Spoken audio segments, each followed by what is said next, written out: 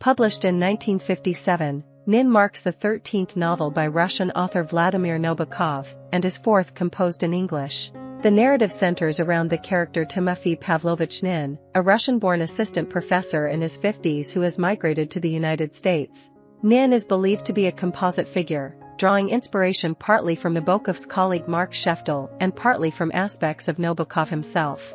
Having been exiled during the Russian Revolution, Pnin now teaches Russian at the fictitious Waindell College, situated somewhere in New England, with loose parallels to Nabokov's own teaching experiences at institutions like Cornell University and Wellesley College. The story begins with Pnin boarding a train for a lecture at the Cremona Women's Club, consumed by paranoia about losing his lecture notes or mixing them up with student essays he's grading. However, he soon realizes he's on the wrong train. Attempting to rectify his mistake and reach Cremona in time, he is flooded with memories of his childhood fever, futilely struggling to decipher the recurring pattern on his wallpaper. Despite this distraction, Pnin eventually arrives at Cremona to deliver his lecture, only to become fixated on the idea that deceased loved ones from his past, including his parents, are among the audience. Following the lecture, Pnin settles into a room rented from fellow Waindell faculty members, Joan and Lawrence Clements, who find amusement in his eccentricities. Meanwhile, Pnin's ex-wife, Dr. Liza Wind, reaches out to him, expressing a desire to visit. Their marriage fell apart when Pnin discovered that Liza had manipulated him into bringing her to America, only to leave him for fellow psychologist Eric Wind. Despite her visit to Pnin, her sole purpose was to extract money for their son, Victor. Although Pnin sees through her ulterior motives, his enduring love for her leads him to comply. After her departure, Pnin is deeply distraught, shedding tears in abundance. Joan Clements tries to lift his spirits, to no avail. Pnin perseveres with his routine, teaching at Waindell College and delving into research on Russian cultural history. The Clementses depart to visit their daughter, Isabel, leaving Pnin alone.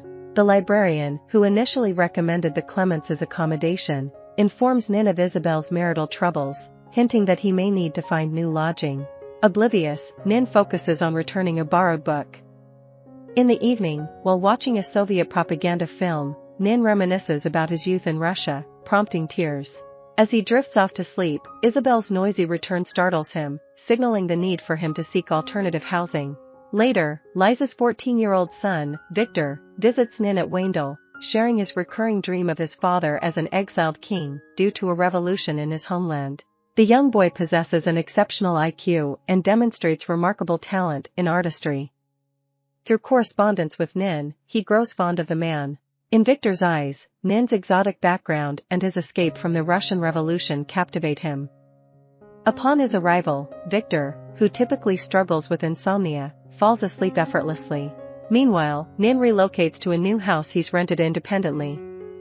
To mark the occasion, he hosts a housewarming party, inviting the Clementses, Mrs. Thayer, various Waindell faculty members, and his former student Betty Bliss.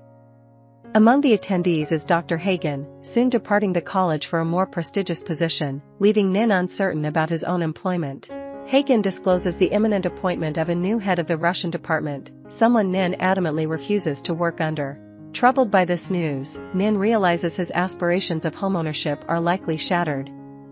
In the concluding chapter, the narrator's identity is revealed as Russian-American academic Vladimir Vladimirovich.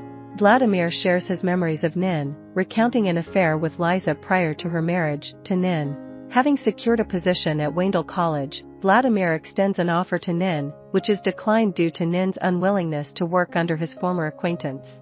As the novel draws to a close, the narrator arrives in Waindell only to witness Pnin departing town, leaving the narrator in his stead. I hope you enjoyed this video. Leave a like if you did, and be sure to subscribe. Thank you.